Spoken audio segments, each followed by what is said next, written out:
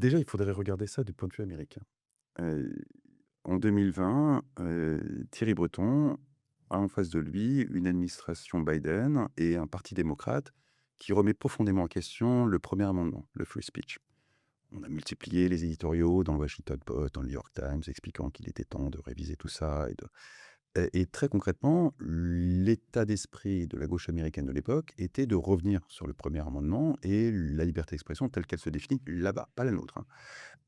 Ça a donné une volonté de l'administration Biden de restreindre sur les réseaux sociaux la liberté d'expression. Là, je parle de free speech, hein, pas de notre version à nous, qui a été révélée dans un premier temps par, les Twitter Files, qui sont les archives de Twitter quand Elon Musk a racheté Twitter et puis par la suite par une demi-douzaine de Oui, c'est commissions. ce que ce quand Elon Musk rachète Twitter, Musk a ouvre racheté les Twitter. archives à une demi-douzaine de journalistes qui documentent la participation de Twitter à une quantité invraisemblable de scandales, le plus connu étant le fameux laptop de Hunter Biden, mais qui, grosso modo, montre une, collusion, on peut même appeler ça conspiration, entre des entités de type ONG, associations privées, un peu ce qu'on retrouve dans le signaleur de confiance, le FBI et les plateformes, pour faire pression sur les plateformes, pour éliminer tout un tas de contenus qui dérangeaient le gouvernement en place.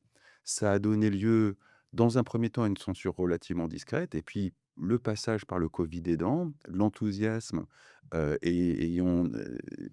ayant pris à travers la censure de tout ce qui était contre quoi que ce soit qui ne correspondait pas à la doxa officielle sur le vaccin et le covid. On a censuré de façon de plus en plus intensive et on a débordé sur le politique au point de censurer des élus, des candidats à des élections. Enfin, c'est ça allait très, très, très, très loin. Oui, on s'en est pas forcément rendu compte en France, mais ça Parce ça qu'on n'a ça pas de presse. Si on ça avait eu une presse, en France, on se serait rendu compte. Il y aurait eu des on s'est puisqu'il y a eu ça a vraiment été une crise énorme aux ça a été une crise États-Unis énorme qui a fait qui a basculer, joué à sur sur la victoire de Trump, ça a les été un victoires. boulevard pour Trump parce que les Américains rigolent pas du tout avec le premier amendement.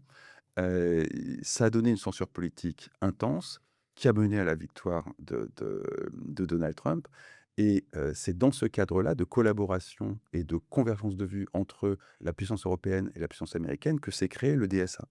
Évidemment, quand Trump est arrivé, et est revenu aux affaires, il a tout saccagé et au point d'interdire, Thierry Breton de territoire américain.